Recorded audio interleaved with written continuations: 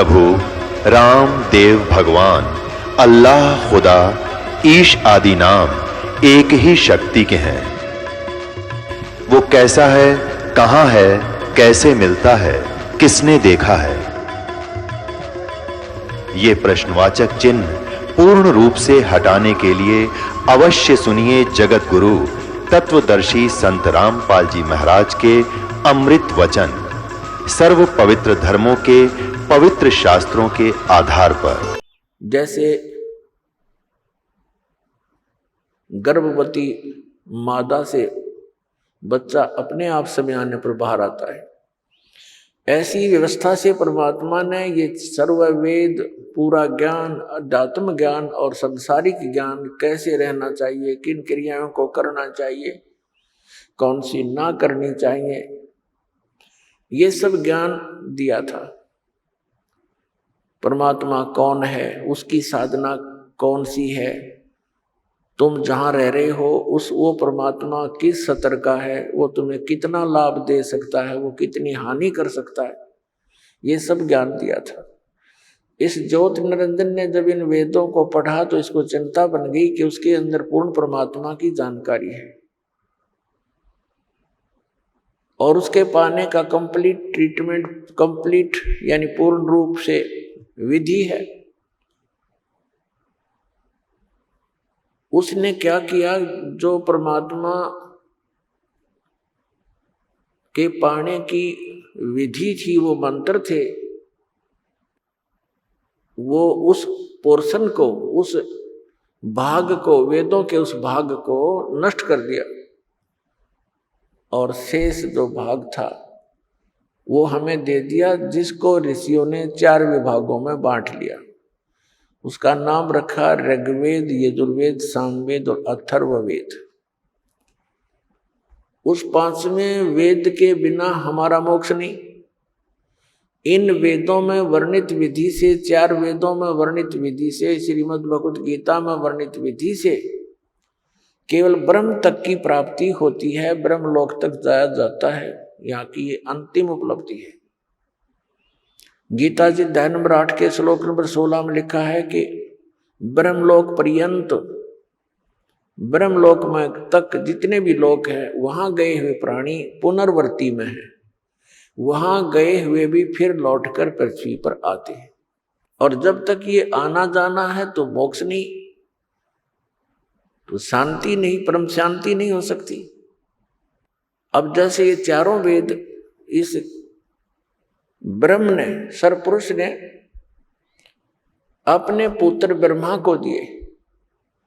ब्रह्मा जी ने इनको जैसा जाना समझा, उसी का ज्ञान आगे अपने वंशजों को, अपने पुत्र प्रपौत्रों को दिया और उस ज्ञान को ही आपस में विचार विमर्श करके इन ऋषि महर्षि ब्राह्मणों ने आगे फिर अपने अनुभव की पुस्तकें बना दी, जिनको वेदों के अन्य भाग बोले जाते, उपनिषद कहे जाते। तो जो वेदों के अन्य जो भाग हैं वो ऋषियों के अपने बनाए हुए अपना अनुभव है, उपनिषद है वो उनका अनुभव है। यदि वो वेदों से और 5वें वेद से मेल नहीं खाता है तो व्यर्थ है। श्रीमद् भगवद गीता का ज्ञान इसी सरपुरुष ब्रह्म ने दिया और इसने श्रीमद् भगवद गीता के अंदर कुछ अपने सतर की अटकल अवश्य लगाई है, जोड़ी है, युद्ध करवाने के लिए और जीव को भरमाने के लिए। लेकिन हमने उसका निर्णय सूक्ष्म वेद से करना है। हमारे पास एक ऐसा पैमाना है, ऐसा एक हमारे पास एक तराजू है जिसमें हम प्रत्येक ग्रंथ को तौल सकते हैं, उसको पहचान सकते हैं, परख सकते हैं। हमारे पास एक ऐसा ग्रंथ है जिसको सूक्ष्म वेद कहते हैं। श्रीमद् भगवद गीता अध्याय नंबर 4 के श्लोक नंबर 32 में उसी सूक्ष्म वेद की जानकारी दी गई है कि वो परमात्मा अपने मुख कमल से उस विस्तार पूर्वक अध्यात्म यज्ञों यानी धार्मिक अनुष्ठानों की जानकारी देते हैं और उसको तत्व ज्ञान कहते हैं। फिर गीता ज्ञान दाता कहता है गीता अध्याय नंबर 4 के श्लोक 34 में कि उस तत्व ज्ञान को जो परमात्मा अपने मुख कमल से आकर स्वयं बोलता है, ज्ञान देता है, उस तत्व ज्ञान को तू तत्वदर्शी संतों के पास जाकर समझ। उनको दंडवत प्रणाम करने से, कपट छोड़कर उनकी सेवा करने से वो तत्वदर्शी संत ज्ञानी महात्मा आपको उस तत्व ज्ञान का उपदेश करेंगे। इससे एक तो ये सिद्ध हो गया कि गीता जी का ज्ञान कंप्लीट नहीं है, संपूर्ण नहीं है। गीता ज्ञान दाता ने ये ऑप्शन छोड़ दिया, एक प्रावधान छोड़ दिया कि उससे मैं परिचित नहीं हूं। जो परमात्मा अपने मुख से आकर बोलता है वो ज्ञान, वो सच्चिदानंद घन ब्रह्म की वाणी है और उसको उसके परिचित तत्वदर्शी संत ही तुझे बता पाएंगे। उनसे पूछो। तो दास जो कहना चाह रहा है कि ये जो पवित्र चारों वेद, पवित्र श्रीमद् भगवत गीता, इनका ज्ञान गलत नहीं, लेकिन ये कंप्लीट कोर्स नहीं, इनमें कंप्लीट स्पिरिचुअल नॉलेज नहीं, संपूर्ण अध्यात्म ज्ञान नहीं है। और संपूर्ण बिना फिर पूर्ण मोक्ष कैसे होगा? अंडरस्टूड है, ये तो आम आदमी समझ सकता है।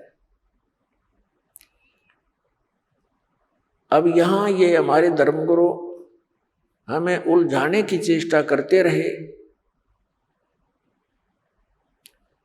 कि परमात्मा गीता ज्ञान दाता ये कंप्लीट गॉड है, पूर्ण परमात्मा है, श्री कृष्ण है वो, और वो जगत गुरु है श्री कृष्ण अर्थात श्री विष्णु जी। अब यदि वो जगत गुरु होते तो ये ऑप्शन नहीं छोड़ते कि तत्वदर्शी संतों के पास जाकर समझ। गीता जी के 18 अध्याय लिखे, 700 श्लोक हैं, इसमें एक अध्याय और बना देते। इसमें क्या कौन से कागज समाप्त होते या कोई समय की सीमा थी? तो कहने का भाव ये है कि ये ज्ञान जो परमात्मा स्वयं आकर देते हैं वो ज्ञान किसी के पास नहीं होता। तो उसको परम अक्षर ब्रह्म सच्चिदानंद घन ब्रह्म की वाणी कहते हैं, कबीर वाणी है वो, कबीर वाणी। तो कहने का भाव ये है कि जो वेदों गीता के अंदर जो वर्णित विधि है वो गॉड गिवन है। गॉड गिवन मीन पूर्ण परमात्मा ने वेद दिए ब्रह्म को, ब्रह्म ने आगे फिर अपना ज्ञान दिया अपने पुत्र को, ब्रह्मा जी को, और फिर अर्जुन को श्री कृष्ण में प्रवेश करके युग वेदों का सारांश और कुछ अपनी अटकलबाजी इसमें और मिला दी। तो ये 9 मन सूत उलझा दिया। कुछ तो इस काल भगवान ब्रह्म ने, फिर ऋषियों के अधूरे अनुभव ने इस अध्यात्म मार्ग में 9 मन सूत उलझा दिया। उस 9 मन सूत को सुलझाने के लिए वो परमात्मा स्वयं ही आते हैं और उसको सुलझाकर रख देते हैं। जैसे आज से 600 वर्ष पहले लगभग परमात्मा आए थे, सन 1398 से सन 1518 तक 120 वर्ष परमेश्वर यहाँ रहे पृथ्वी पर। सतलोक से सह शरीर आए थे, सह शरीर चले गए थे। तो उसमें उन्होंने अपना ये ज्ञान बोला था, अपनी अमृतवाणी बोली थी, वो परम अक्षर ब्रह्म है। तो उस समय इस अध्यात्म ज्ञान को सुलझाकर अपनी अमृतवाणी में लिख कर चले गए थे। परमात्मा जानी जान है, उनको मालूम था कि काल फिर से अपना कोई अटकलबाजी अड़ाएगा। तो परमात्मा के जाने के बाद उसी परमात्मा परमेश्वर कबीर देव जी के, कबीर साहिब जी के पंथ में, उन्हीं का गुणगान करने वालों में काल के दूत घुस गए। उन्होंने भिन्न भिन्न पंथ कबीर जी के नाम से चला दिए और उन्होंने उस सूक्ष्म वेद को, जो कबीर वाणी को,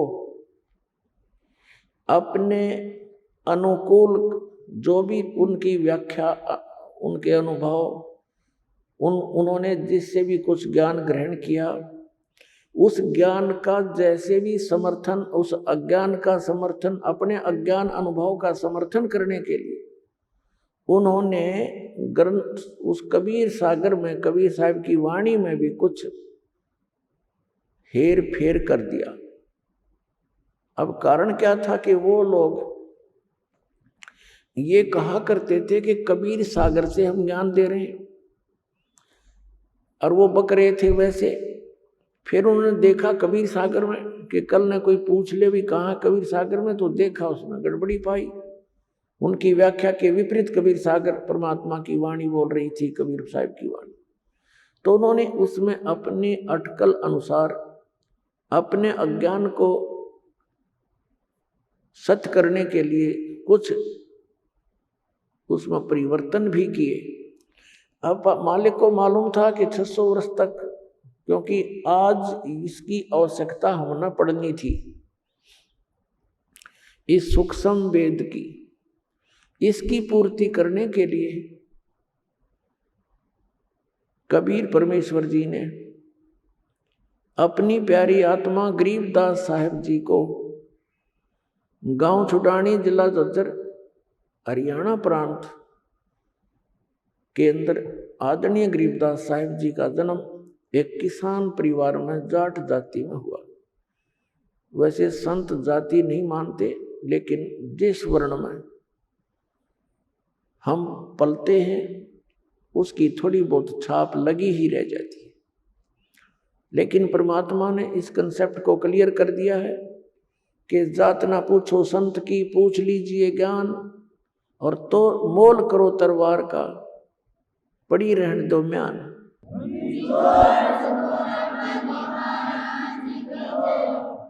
आदरणीय गरीबदास साहिब जी जब 10 वर्ष के बालक थे, अपने गांव, अपने ही गांव के खेतों में, अपने ही खेतों में, अपनी जमीन में, वहां पशुएं गौवें चरा रहे थे। परमात्मा वही कबीर देव काशी से सह शरीर जाने के लगभग 200 वर्ष उपरांत सन 1518 में गए थे, सह शरीर चले गए थे परमात्मा कबीर जी, और सन 1727 में आकर के वे गरीबदास जी को सतलोक से आकर के फिर मिले, लगभग 209 वर्ष बाद। और फिर उनको वहां आकर उनके पास पहुंचे। उस समय ये पाली यानी आदरणीय गरीबदास साहिब जी तथा उसी के साथी गवाले वहां पशुएं चल रही थी। दिन के 10 बजे फाल्गुन सुदी द्वादशी, फाल्गुन सुदी द्वादशी और विक्रमी संवत 1784 यानी सन 1727 दिन के 10 बजे खाना खा रहे थे। गौवें चर रही थी, इधर उधर कुछ बैठी थी वृक्षों के नीचे। परमात्मा एक साधु वेश में, जिंदा के महात्मा के वेश में वहां आए। पालियों ने, ग्वालों ने कहा राम राम महाराज जी। परमात्मा ने कहा राम राम भाई। तो उन पालियों ने, बच्चों ने कहा कि महात्मा जी भोजन पाओ। परमेश्वर ने भोजन से मना कर दिया और धन्यवाद कर दिया और कहा भोजन मैं खा के आया हूं भाई अपने गांव से। ग्वालों ने पूछा आपका गांव कहाँ है, कितनी दूर है यहां से? परमेश्वर ने कहा कबीर जी ने कि 16 शंख पर हमरा तकिया, हम गगन मंडल के जिंदा, हुक्म हिसाबी यहां चल आए, काटन काल का फंदा। पालियों ने पूछा था कि महाराज जी आपका डेरा कहाँ है, आपका गांव कौन सा है, आप कहाँ रहते हो। तब परमेश्वर ने कहा था कि 16 शंख पर हमारा तकिया, 16 शंख कोश पर हमारा तकिया यानी हमारा स्थान है। हम गगन मंडल के जिंदा, हम आकाश में घूमने वाले महात्मा हैं। हुक्म हिसाबी हम चल आए, काटन काल का फंदा। हम अपने ही आदेश अनुसार यहाँ काल के इस फंद को काटने के लिए आया हूं। इस गूढ़ ज्ञान को बच्चे नहीं समझ सके, वो पाली ग्वाले नहीं समझ सके, जिसमें बड़ी उम्र के भी थे। उन्होंने सोच लिया कि 16 कोस की दूरी पर होगा। पहले एक दूसरे से इतने परिचित नहीं थे क्योंकि कन्वेंस नहीं होती थी। फिर कहा महात्मा जी भोजन पालो। परमात्मा ने कहा नहीं भोजन नहीं पाऊंगा। तो उन्होंने कहा जी भोजन नहीं पाओगे, दूध तो पीना पड़ेगा महाराज जी, क्योंकि एक श्रद्धा और प्यार से लाडों में पहले दास को खूब ज्ञान है, उस पवित्र समय का खूब आभास है, जिसमें आने वाले अतिथि का कितना रिस्पेक्ट हुआ करता था। आज इस माया की दौड़ ने और इस शिक्षा ने हमारे को कति निकम्मा बना दिया। दया रही नहीं, आदर रहा नहीं। हम पहली बार किसी जैसे गांव से शहर में गया था दास, तो वहां देखा था शहर वाले उन लोगों का व्यवहार। मैं आश्चर्य में था कि ये ना यूं कहते हैं पानी पी लो, ना ये कहते हैं आ जाओ भोजन पा लो, या ये यूं भी नहीं कह रहे हैं कि आ जाओ बैठ जाओ। ये कैसा व्यवहार है इन लोगों का। ये थोड़ी सी बिजली उस समय शहरों में गिरी थी, कोई रिस्पेक्ट रहा नहीं, स्वार्थ हो तो बात करे ना करे नहीं। अब ये तकरीबन सब जगह फैल चुकी है। तो उस समय ये दास देखा करता था, कोई भी व्यक्ति अननोन आ जाता था और कहता था मैं आज रात यहीं रुकना पड़ेगा मुझे, उसका विशेष सत्कार आदर अलग से उसका रहना बहुत प्यार से रखा करते थे और भोजन की सर्वप्रथम पूछा करते थे। तो उसी दृष्टिकोण से उन्होंने कहा जी वो दूध तो पीना ही पड़ेगा। फिर पहले गौवे बहुत रखा करते थे गांव शहर में, यानी खेतों में बहुत सी गायें रखते थे और बहुत सी ऐसी गौवें भी होती थी जो बहुत शरीफ होती थी, जब चाहे बच्चा लगाया और दूध निकाल लेते थे। तो परमात्मा ने कहा भाई दूध पीऊंगा कंवारी गाय का, पिलाना है तो पिलाओ बच्चों। तो वो जो बड़े बड़े पाली थे वो कहने लगे बाबा जी तेरा दूध पीने का इरादा नहीं है, मजाक करते हो आप, कंवारी गाय कभी दूध देती है? परमात्मा कहते हैं भाई तुम्हारी नीयत दूध प्यान की है तो कंवारी गाय भी दूध दे देती है। अब वो बड़े पाली थे, वो तो मजाक समझ रहे थे। छोटा बच्चा था 10 वर्ष का गरीबदास साहिब जी, वो खड़े हुए बच्चे जैसे गतिविधि करते हैं। अपनी एक बहुत प्रिय बछिया थी, जाके संग बैल नहीं लागा यानी कंवारी, उसको पकड़ लाए, गले में रस्सी बांध रखी थी छोटी सी, और उसको पकड़ कर ले आए। देखो महाराज जी इसको बच्चा तो है नहीं, दूध कैसे देगी? तब परमात्मा ने कहा बेटा ऐसा करो, आपके पास जो कोई पात्र है छोटा सा, जैसे मिट्टी का एक पात्र था, 5-7 किलो जैसे लस्सी वगैरह ले जाते थे, वो उन्हें धो मांझ कर रखा था। कहा जी ये है, इसको साफ कर रखा है, रखो इसके नीचे। गरीबदास जी पकड़ कर बैठ के उस बछिया के सतन के नीचे, और परमात्मा ने खड़ा होकर के ऐसे थपकी मारी कबीर साहब ने उस बछिया की कमर पे, आशीर्वाद भरा हाथ रख दिया परमात्मा कबीर जी ने। लंबे लंबे सतन हो गए और दूध की धार बंद की। पात्र भरते ही वो अपने आप बंद होगी। बोलो सतगुरुदेव।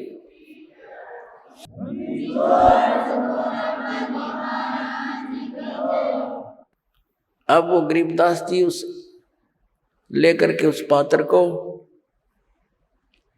परमात्मा से कहा, ले महाराज जी पी लो, आपने तो कमाल कर दिया। अब परमात्मा ने आधा पिया, कुछ पिया उसमें से, और शेष कहा, ले बच्चों तुम पी लो, पालियो तुम पी लो, गवालो। तो बड़े बड़े जो गवाले थे वो कहने लगे हम ना पीवे, एक तो आपने जंतर मंत्र का दूध निकाल दिया, और फिर पता नहीं तू कौन सी जाति का है, तेरा जूठा हम ना पीवे, और जंतर कुंवारी गाय का दूध हमें पाप लगे, हम कभी नहीं पीवे। वो तो उठकर चले गए इस बात के मारे, कहीं बाबा जी प्रेशर ना दे दे, पीना ही पड़ेगा। गरीबदास जी ने कहा, लाओ भगवान आपका दास पिएगा।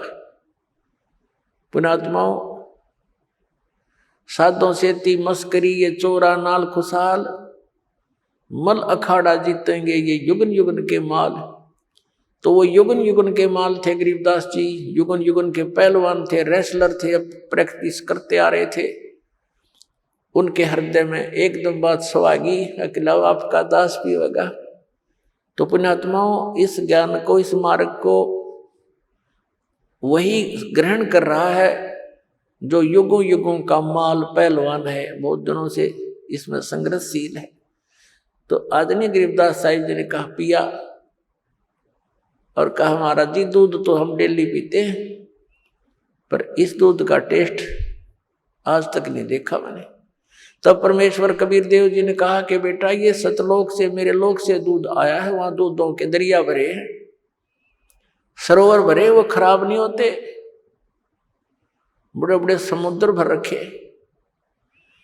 अपनात्माओं, इन बातों का आज ये विश्वास कराना इस साइंस ने ऐसा नास्तिक बना दिया इस बोली आत्मा को कि दूध खराब क्यों नहीं होगा, कहीं पर रख लो खराब होगा, ये होगा। अब जैसे गंगा का जल जो है, गंगा नदी का, इसको कहीं रखो ये कभी खराब नहीं होता, और किसी भी दरिया का या कुएं का कितना जल रख लो, चाहे डिस्टिल्ड करके रख लो उसको, वो भी खराब हो जाता है। तो ये एक सैंपल है सतलोक के मटेरियल पदार्थ का, कि वहां ऐसे पदार्थ है। गरीबदास जी ने कहा, भगवान सचमुच वहां दूधों के सरोवर भरे हैं। कहाँ बेटा, तो फिर तो वहां गाय भी रखने की जरूरत आवश्यकता नहीं होगी। ना, बिल्कुल नहीं। अब पाली अपने पशुओं से घना दुखी होया करे, वो दुखी हो लेता है, उनको घेर घार के और सोचा और पीछा छूटे जाए, ऐसा कोई स्थान है। तो उसने कहा, महाराज जी सचमुच मैं कैसे विश्वास करूं आपकी बात पर, मुझे एक बार दिखा दो वो आपका सतलोक, आपका जो स्थान बताते हो, जहाँ दूधों की दरिया भरी है और बागों का फल फ्रूट जो खिले रहते हैं, लद पद रहती है, सदा बाहर बाग बताए परमात्मा ने सतलोक में।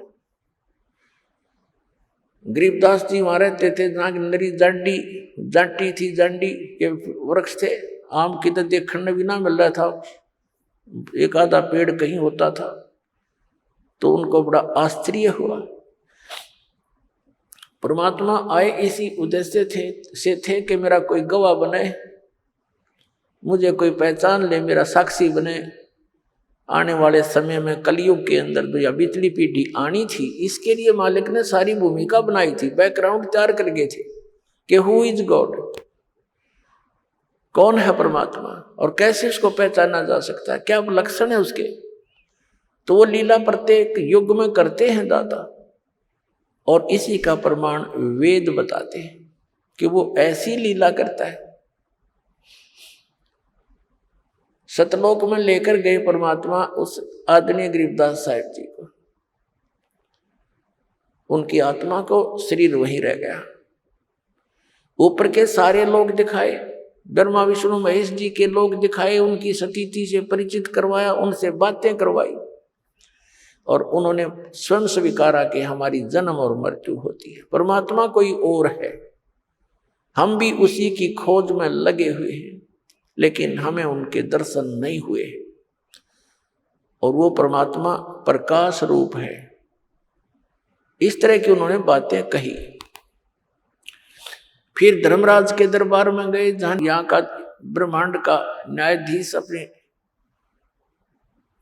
सभी आत्माओं की वो का निर्णय करता है, न्याय करता है, कर्मानुसार उनके आगे निर्धारित करता है संस्कार।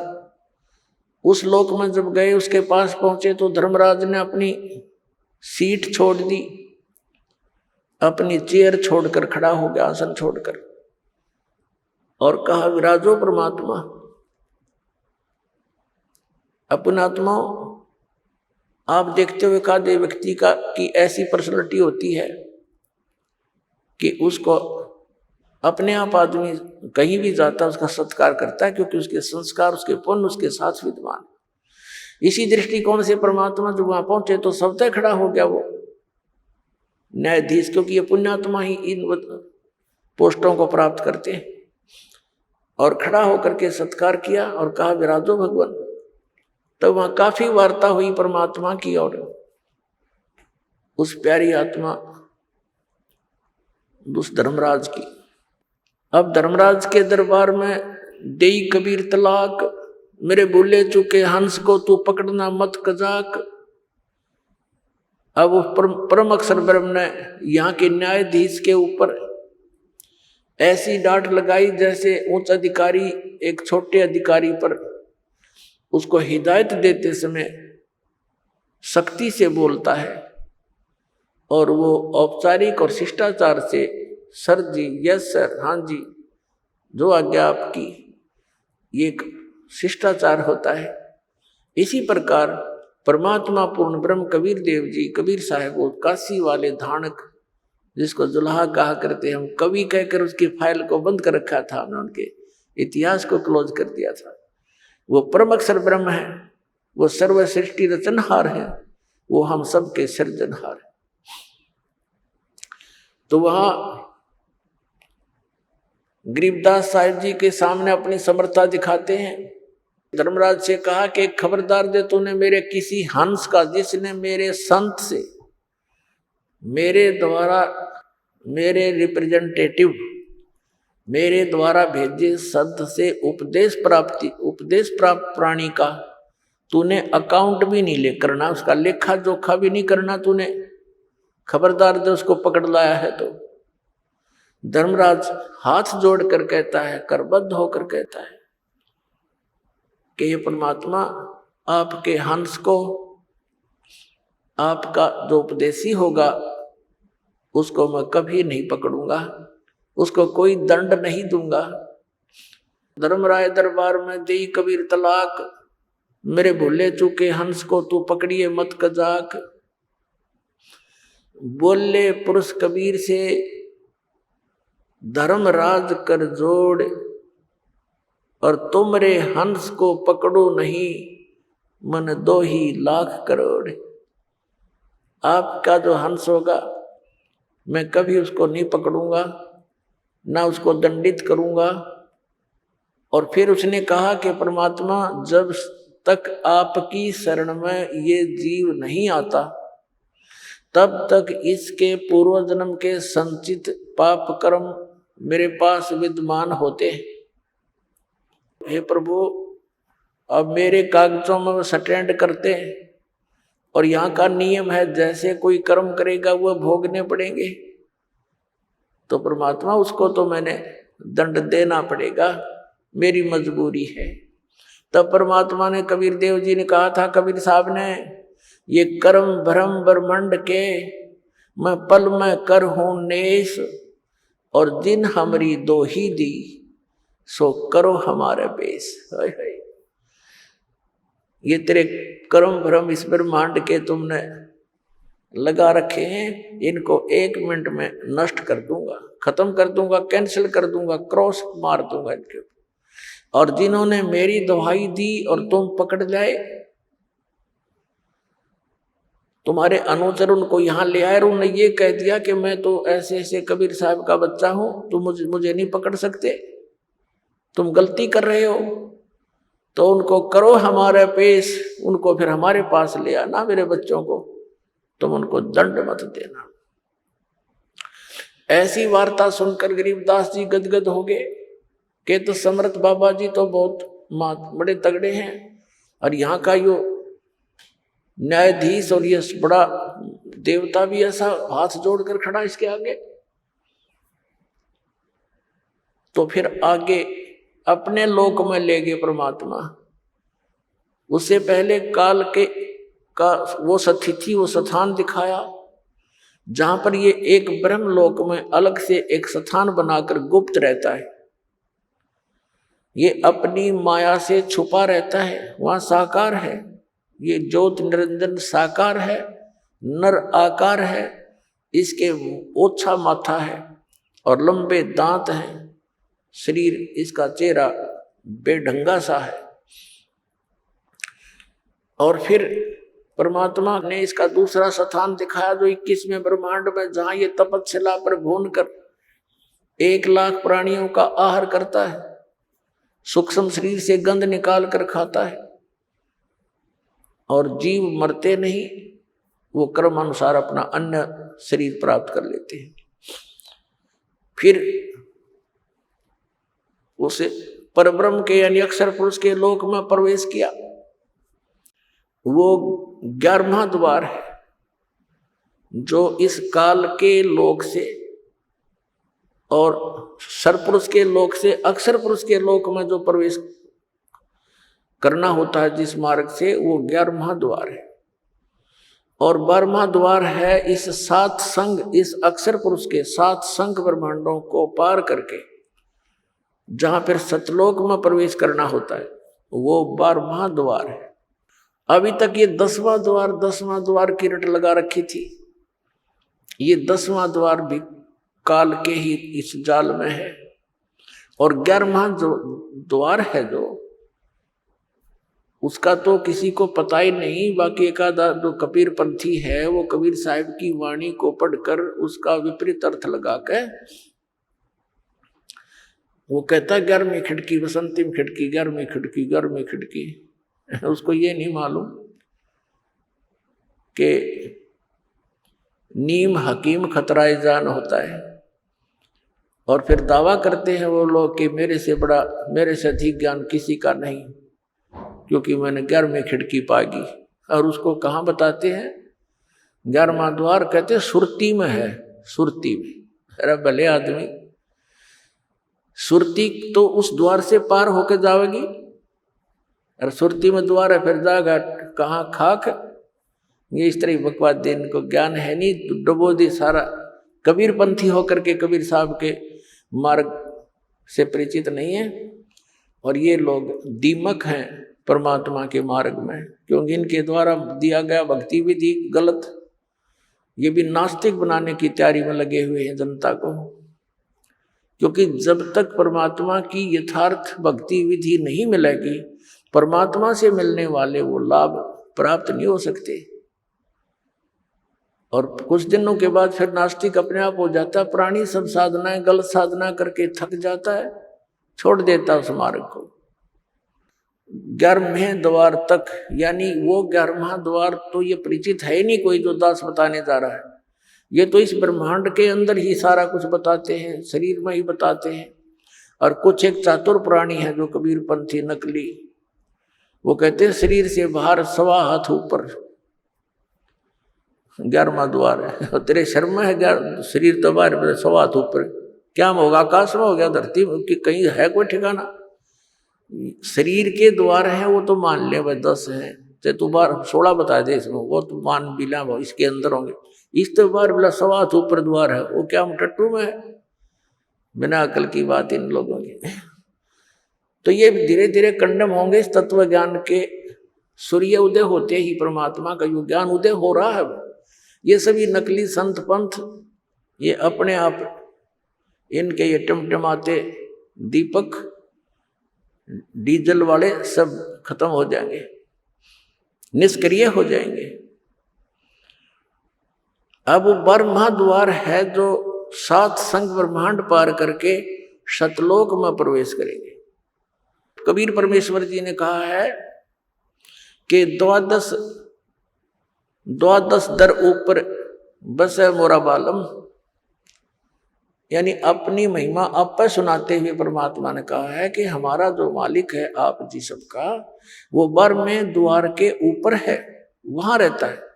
और आदरणीय गरीबदास साहिब जी ने भी जब परमात्मा के साथ जाकर के वो आंखों देखे सारे द्वार, जब कहा था असंग जन्म तन मरत्या होगे जीवित क्यों ना मरे रे, और 12 दर मद मैल मठ बोरे बहुर ना देथ रे। वो बर्म में द्वार को पार करके वहां है वो बर्मा द्वार, वहां है वो मठ, वो स्थान जहां जाने के बाद फिर लौटकर प्राणी कभी संसार में नहीं आता, वो परम शांति को प्राप्त होता है।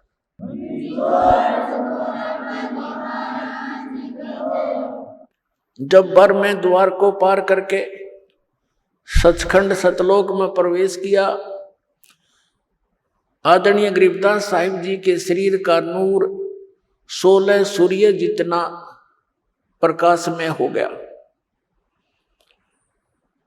और क्या देखा, वो जिंदा महात्मा के रूप में परमात्मा जा रहे थे। उस परमेश्वर ने अपने रूप को, अपने तेज को छुपाया हुआ था, और दूसरे रूप में वो वही कबीर परमात्मा अपने अन्य रूप में एक बहुत बड़े सिंहासन पर तख्त ये अपना लकड़ी का नहीं, तख्त होता है जैसे राजा लोगों की राजगद्दी को तख्त बोला करते थे कि फलाना राजा इतने सन में तख्त पर विराजा था, तख्त पर बैठा था, यानी गद्दी पर बैठा था, कंट्रोलर की सीट पर समझ लो तख्त। तो वहां परमात्मा विराजमान दूसरे रूप में सिंहासन के ऊपर, बहुत सुंदर सिंहासन, और जिंदा महात्मा के रूप में कबीर परमेश्वर जी नीचे से गए थे, गरीबदास साहिब जी उनके साथ थे। वह एक चंवर रखा था, जिंदा महात्मा के रूप में परमेश्वर कबीर देव जी, कबीर साहिब जी अपने ही दूसरे रूप पर चंवर करने लगे, जो सिंहासन पर विराजमान था, जैसे एक सेवक करता है अपने गुरुदेव के ऊपर चंवर करता है श्रद्धा के साथ। गरीबदास जी ने सोचा कि भी भगवान तो ये है जो तख्त पर विराजमान है, गद्दी पर बैठा है। उस परमात्मा के एक रोमकूप में करोड़ सूर्य मिला दे, करोड़ चंद्रमा, इतना नूर था एक रोम का। एक रोमकूप कहो चाहे एक बाल कहो, रोमकूप समझो, रोमकूप का अर्थ है जो रोम का छिद्र, बाल का छिद्र। अब गरीबदास जी ये सोचने लगे कि ये है भगवान, और बाबा जी यहाँ का नौकर ना करे इनका, जो जिंदा महात्मा के रूप में भगवान गए थे नीचे से ऊपर। उसी समय वो तेजो में शरीर खड़ा हुआ, तेजो में शरीर वाले प्रभु खड़े हुए, और जिंदा महात्मा का रूप उस पर विराजमान हुआ, अनंत ब्रह्मांड के कंट्रोलर के सिंहासन पर। और वो तेजो में शरीर स्टोर करने लगा बाबा जी वाले रूप पर, नौकर की तरह, सेवक की तरह। अब गरीबदास जी कभी उधर देख रहे हैं बालक, कभी इधर देख रहे हैं, सोच रहे हैं ये क्या कारण है कि इस बाबा जी के ऊपर और ये भगवान चंवर कर रहे हैं।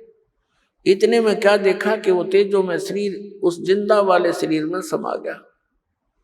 अकेले जिंदा वाला शरीर अनंत कोट ब्रह्मांड के स्वामी के उस सिंहासन पर विराजमान रहे, चंवर अपने आप हो रहा था, अपने आप सिर पर ऐसे हो रहा है। गरीबदास जी अचरज में गिर गए और कहा कि भगवान सचमुच आप ही परमात्मा हो। कहाँ बेटा, मैं ही परमात्मा हूं, सोचल छिद्र मैं करूं अपने जन के काज।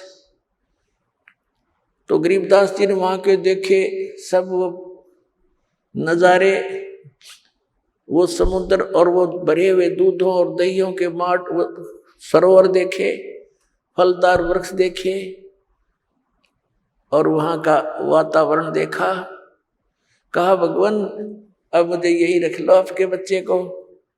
वहाँ के वो सब भक्त जो आत्मा हंस वहाँ पर रहते हैं उनसे मिले। कबीर साहब ने फिर उनको सृष्टि रचना सुनाई। उन अन्य जो वहाँ रहते हैं पुण्यात्मा, उन्होंने बताया कि ऐसे ऐसे जो यहाँ से चले गए उन्होंने ये गलती की थी और उसका दंड देखो कहाँ भोगना पड़ रहा है। परमात्मा जाते हैं, कोई सुनता नहीं, उस काल के ही बातों में फंसे पड़े हैं, उसके झूठे सुख में सब वहीं पर व्यस्त हैं। जन्म और मृत्यु और 84 लाख प्रकार के प्राणियों के शरीरों में वो कष्ट उठा रहे हैं गरीबदास। और अब ये है वो स्थान जहाँ कभी जन्म मृत्यु नहीं होती, कभी वृद्ध अवस्था नहीं आती और कुछ भी काम नहीं करना पड़ता, इतना आनंद रहता है, सब आहार उपलब्ध है। गरीबदास जी ने कहा परमात्मा मुझे यही रख लो, भेजो ना भगवान, वो तो घना गंदा लोक है भगवान, वहां तो हाहाकार मच रही है। तब गरीब परमात्मा ने कहा बेटा तुम यहां से जब गए तुम बहुत भक्ति युक्त थे, अब तुम भक्ति रहित हो गए। मैं एक ऐसा मंत्र दूंगा जिसको सतनाम कहते हैं, 2 अक्षर का है, जिसमें एक ओम मंत्र है, एक तत्व गुप्त है। श्रीमद् भगवत गीता अध्याय नंबर 17 के श्लोक 23 में ये मंत्र सांकेतिक अर्ध सांकेतिक लिखा है। ओम तो सार्वजनिक है, स्पष्ट है। तत् और सत ये 2 मंत्र गुप्त हैं। ये केवल कबीर परमात्मा ने अपनी उन प्यारी आत्माओं को दिए थे जिनका मोक्ष हुआ। फिर उनको सख्त हिदायत दे दी थी कि अभी इस सतनाम को डिस्क्लोज ना करना, नहीं तो आने वाले समय में ये काल के दूतों का दाव लग जाएगा और मेरे बच्चे भिन्नता पहचान नहीं सकेंगे, क्योंकि इस मंत्र के देने वाला पृथ्वी पर एक ही होता है, दूसरा नहीं हो सकता।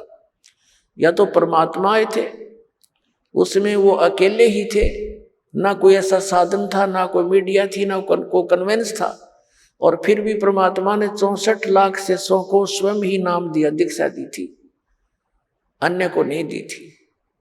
भले ये मंत्र नहीं दिया था, ये 5 मंत्र जो आपको 7 मंत्र बना कर दिए जाते हैं, तो उसमें केवल ये 5 मंत्र ही देते थे दाता, ताकि पता था उनको कि ये अभी मुझे पहचान नहीं सकेंगे, और यदि इनको किसी को मंत्र ये दान कर भी दिया तो ये डिस्क्लोज हो जाएगा, बात बिगड़ जाएगी।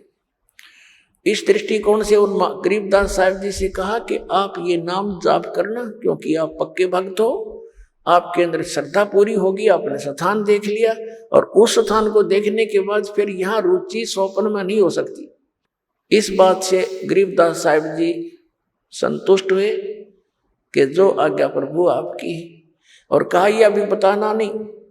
परमात्मा ने अपना सारा ज्ञान उसके अंदर फीड कर दिया गरीबदास साहब जी की आत्मा में, जैसे कंप्यूटर से दूसरे कंप्यूटर में बहुत बड़े ये सत्संग के वीडियो तो कोई घंटों की फैक्स कर दी जाती है और उसमें भी सेव रह जाती है। ऐसे परमात्मा ने वो ज्ञान, तत्व ज्ञान, जो कबीर पंथ में घुसे हुए कबीर पंथी नकली संतों ने, काल के दूतों ने कुछ खराब शराब कर दी थी, सच्चिदानंद घन ब्रह्म की वाणी, कबीर वाणी, अपने हिसाब से उनके अनर्थ कर डाले थे। उसकी पूर्ति के लिए आदरणीय गरीबदास साहिब जी के अंदर वो पुनः ज्ञान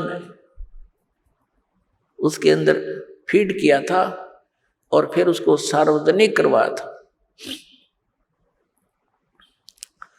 अपने आत्माओं, गरीबदास साहिब जी की वाणी में परमात्मा ने ऐसा मिश्रण करवा दिया कि न तो गरीबदास के पंथ के समझ सके उसको, और उस मिश्रण के बिना वो वाणी सुरक्षित नहीं रह सके थी। कहीं पर तो गरीबदास जी ने राम और कृष्ण की महिमा सुना दी ताकि ये भोली आत्मा राम और कृष्ण पर आरूढ़ हैं, इसी आधार से इस वाणी को सुरक्षित रखें। यदि ये एकली कुनीन डाल देते तो कोई नहीं ग्रहण करता। तो जिस कारण से गरीबदास पंथ के पंथियों ने गरीबदास साहिब जी को विष्णु जी का अवतार मान लिया, उस ज्ञान को ना समझकर उनकी वाणी से अपरिचित जितने भी गरीबदास जी के जो संत बने हुए हैं या उनके पंथी हैं, अनुयायी हैं, गरीबदास जी कहलाते हैं, एक मेरे पूज्य गुरुदेव जी को छोड़कर उस पूरे गरीबदास पंथ में किसी के पास ये मार्ग नहीं। और ये परमात्मा ने एक सुनियोजित तरीके से यहाँ तक पहुँचाया। हमारे जो गरीबदास जी के बाद सीधे जो शिष्य बने उनके शीतलदास जी थे, गांव बराना के अंदर उनका आज भी आश्रम है छोटा सा।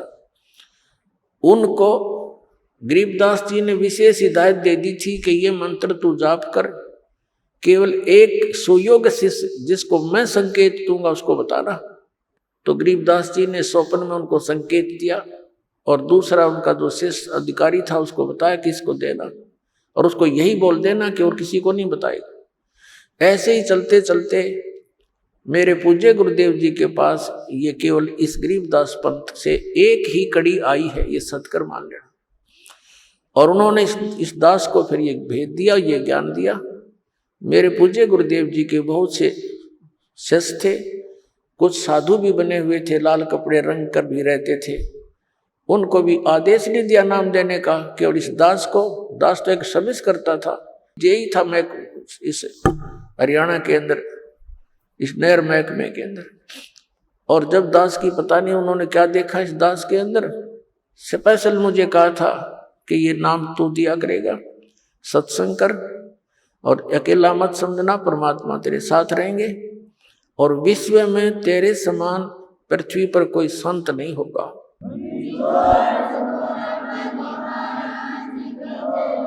उस समय मेरे पूज्य गुरुदेव जी की आयु लगभग 105 वर्ष की थी।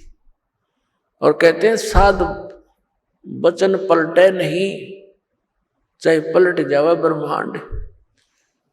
तो पुण्यात्माओं, ऐसे इस अनमोल ज्ञान को सुरक्षित रखा गया था। तो गरीबदास साहिब जी को कहा था, बेटा आप जाइए और प्रचार कीजिए मेरी वाणी का, और ऐसे इसको गुप्त रखना, तो स्वयं जाप करना इस मंत्र का, अन्य किसी को। उस कबीर परमात्मा ने भी यही कहा था कि एक सुयोग्य से तुझे संकेत करूंगा, उसी को देना। तो ऐसे संकेत होते होते ये मेरे पूज्य गुरुदेव जी तक पहुंचा, उससे इस दास को प्राप्त हुआ। और सन 1997 में मार्च के अंदर फाल्गुन सुदी एकम को परमात्मा ने इस दास को कुछ समय के लिए दर्श दिए और कहा कि अब इस सतनाम और सारनाम को कर दे सार्वजनिक, समय आ गया बेटा।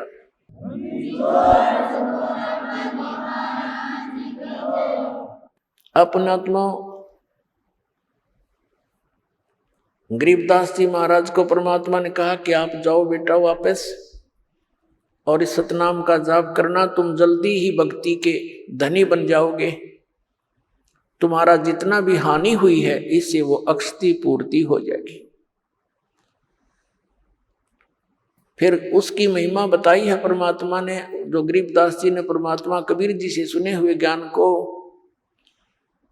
कैसे बताया है कि सतनाम पालड़ रंग होरी हो, 14 लोक चढ़ावे राम रंग होरी हो, 3 लोक पासंग धर रंग होरी हो, तो ना तुलाया राम रंग होरी हो। सतनाम के एक श्वास की कीमत पुण्यात्माओं कितनी है? एक सतनाम के श्वास, उस श्वास से एक कंप्लीट मंत्र की कमाई बन जाती है। जैसे आप एक मंत्र श्वास से बाहर छोड़ते हो, दूसरा अंदर लेते हो, ये एक कंप्लीट जाप हो गया सतनाम का। कई भक्त असमंजस में पड़े रहते हैं। ये एक मंत्र समझो कि बस स्टार्ट जिससे किया अंत दूसरे पे हो गया, बस ये एक मंत्र हो गया।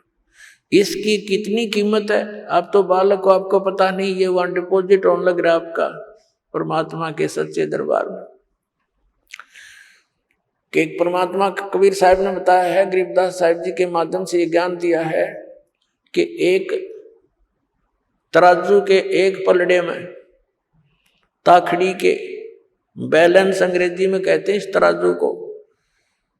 आइए अब हम उन श्रद्धालुओं के अनुभव जानते हैं जो जगत गुरु तत्वदर्शी संत रामपाल जी महाराज जी से दीक्षा प्राप्त कर चुके हैं तथा उनके द्वारा बताए गए भक्ति मार्ग पर चल रहे हैं।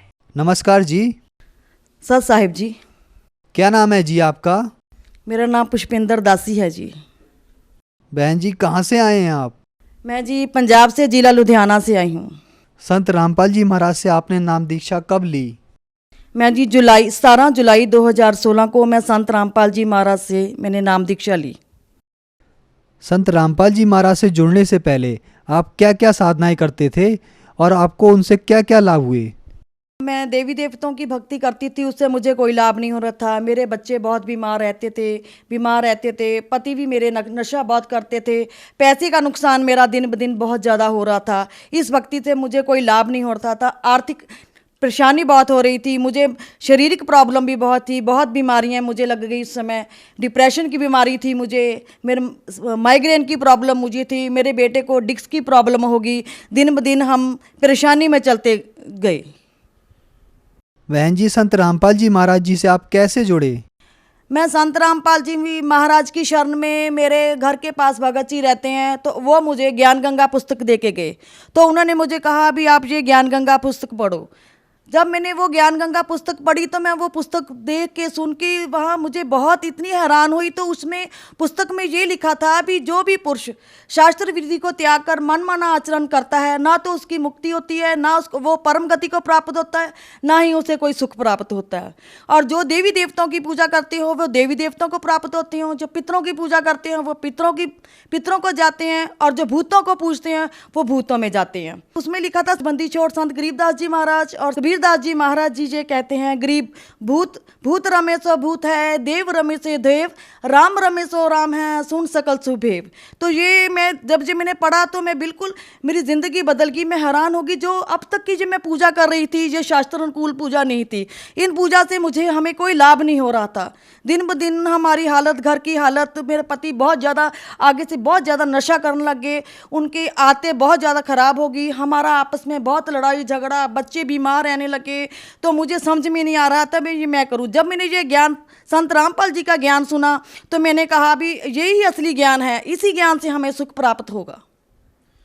जैसा कि आपने बताया जो साधनाएं आप पहले कर रहे थे उनसे आपको कोई लाभ प्राप्त नहीं हुए, तो संत रामपाल जी महाराज से नाम दीक्षा लेने के बाद क्या आपको कोई लाभ भी प्राप्त हुए? जब से मैं संत रामपाल जी महाराज से जुड़ी हूँ मैं आपको बता नहीं सकती मुझे कितने अद्भुत लाभ हुए हैं। सबसे पहले तो मुझे ज्ञान की प्राप्ति हुई है। भी जो संत रामपाल जी ज्ञान देते हैं वे शास्त्र अनुकूल ज्ञान है, शास्त्रों के अनुकूल वो हमें भक्ति बताते हैं, ज्ञान देते हैं। और सबसे बड़ी ये बात है, मेरे बेटे को डिस्क की प्रॉब्लम थी, हमने उसका बहुत ज़्यादा इलाज करवाया। बीमारियों से मेरे बेटे दोनों बीमार थे, तो हमने सभी जगह उसका इलाज करवाया, लेकिन हमें कोई फ़ायदा नहीं हुआ। डॉक्टरों ने ऑपरेशन के लिए बोल दिया कि आप अपने बेटे का ऑपरेशन करवाओ। हमने जाना था, मैंने मन ही मन परमात्मा को याद किया, है परमात्मा ये क्या हो गया, मेरे बच्चा बहुत छोटा था, ये ऑपरेशन करवाएगा, इसकी उम्र क्या है। तो परमात्मा ने रज़ा बख्शी, अपनी दया की, मेरे बच्चे का ऑपरेशन नहीं हुआ। वो बिना ही ऑपरेशन के संत रामपाल जी महाराज की शरण में आने से वो बिल्कुल, मेरा बेटा आज बिल्कुल दौड़ता है, हंसता खेलता है, बिल्कुल ठीक हो गया। और दूसरी बात ये है भी मुझे डिप्रेशन की बहुत ज़्यादा प्रॉब्लम थी, बीमारी थी, मुझे माइग्रेन की बहुत ज़्यादा प्रॉब्लम थी। मेरे घर दवाइयों के इतने डब्बे पड़े रहते थे, खाना कम खाती थी मैं, दवाइयाँ बहुत ज़्यादा खाती थी। तो संत रामपाल जी महाराज की शरण में आने से वो मेरा लाभ ये हुआ भी वो दवाइयाँ मुझको छोड़नी पड़ी। वो मेरी दवाइयाँ बिल्कुल परमात्मा ने ख़त्म कर दी। तीसरा लाभ तो मुझे ये बताऊं, मेरे पति बिल्कुल ठीक हो गए। नशा करते थे वे, हर एक चीज़ का उनके पास नशा था। परमात्मा ने दिया कि रज़ा की, तो वो उनका ये नशा बिल्कुल ख़त्म हो गया। मैं आपको बताती हूँ, बिल्कुल सही हो गया। हमारे घर में लड़ाई झगड़ा था, वो बिल्कुल ख़त्म हो गया, शांति होगी, बच्चे भी ठीक हो। और सबसे बड़ी ये बात थी भी, मेरा बेटा बाहर कनाडा गया हुआ है, तो उसने हमारे कागज भेजे थे, मम्मी आप वीज़ा लगवा लो अपना। तो मेरे पति कहते थे मैं तुझे बाहर नहीं जाने दूंगा, मैं तेरा वीज़ा कभी भी ज़िंदगी में नहीं लगवा के दूंगा। मैंने परमात्मा के आगे अर्थ की है, परमात्मा जो करते हो तुम ही कर सकते हो। मुझे नहीं मालूम कैसे मेरे ही पति ने कैसे ही मेरा अपने आप मेरा वीज़ा लगवा के दिया कनाडा का। तो मुझे कोई इसमें दिक्कत बिल्कुल परेशानी नहीं हुई, सब काम परमात्मा ने ही करवाए हैं। मुझे आर्थिक लाभ भी बहुत हुआ, पैसे का लाभ बहुत हुआ, शारीरिक लाभ बहुत हुआ, बहुत लाभ ने भगत जी मैं बता नहीं सकती अब तो कितने। मुझे संत रामपाल जी महाराज की शरण में आने से मुझे बहुत लाभ प्राप्त हुए। बहन जी, संत रामपाल जी महाराज ऐसी क्या साधनाएं देते हैं, ऐसी क्या चीज़ देते हैं जहाँ पर अन्य साधनाएं आप करते हैं तो आपको कोई लाभ प्राप्त नहीं होता? आप बड़े बड़े हॉस्पिटलों में इलाज कराते हैं, वहाँ पर आपको लाभ नहीं होता है, और आप संत रामपाल जी महाराज से नाम दीक्षा लेने के बाद आपके सभी रोग और परेशानियाँ दूर हो जाते हैं। कृपया करके बताइए कि संत रामपाल जी महाराज ऐसी क्या चीज़ देते हैं जिससे आपके सभी रोग और परेशानियाँ दूर हो जाते हैं? संत रामपाल जी महाराज जी हमें शास्त्रों के अनुकूल हमें ज्ञान देते हैं। जो वो हमें भक्ति देते हैं, वो जो हमें मंत्र देते हैं, वो शास्त्रों के अनुकूल देते हैं। वेदों पे आधारित प्रमाणित ज्ञान देते हैं। संत रामपाल जी का जो ज्ञान होता है वो प्रमाणित है, उसके अनुसार वो हमें भक्ति करवाते हैं, तो उस भक्ति से ही हमें लाभ होता है। संत रामपाल जी के ज्ञान जैसा इस दुनिया में किसी का ज्ञान नहीं है, तो उनके ज्ञान के द्वारा ही हम अपनी भक्ति का हमें लाभ होता है। अन्यथा शास्त्र विरुद्ध साधना से हमें कोई लाभ नहीं होता। जो लाभ होगा हमें शास्त्र अनुकूल साधना करने से उनका लाभ होगा। बहन जी, आपकी तरह और भी परिवार रोग और परेशानियों से पीड़ित हैं, तो आप उन परिवारों को क्या संदेश देना चाहते हैं?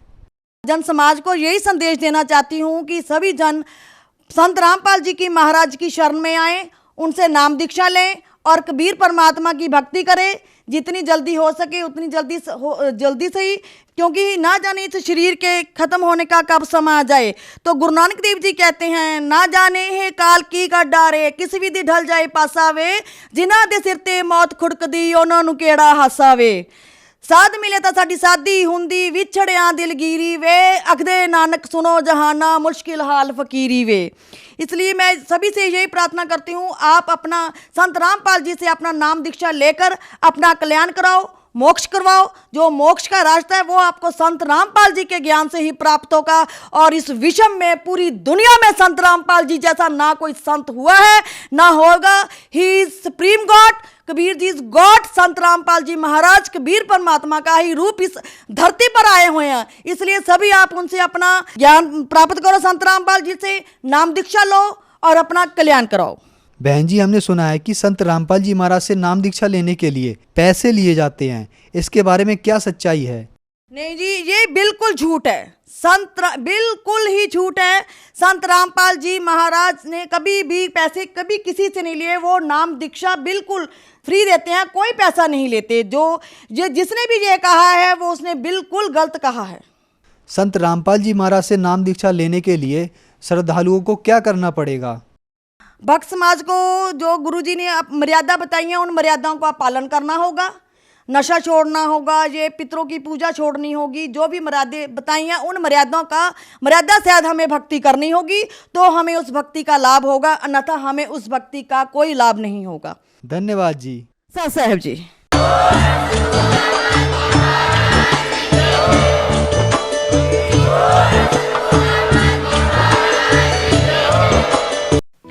आप सुन रहे थे जगत गुरु तत्वदर्शी संत रामपाल जी महाराज के मंगल प्रवचन। अधिक जानकारी के लिए संपर्क करें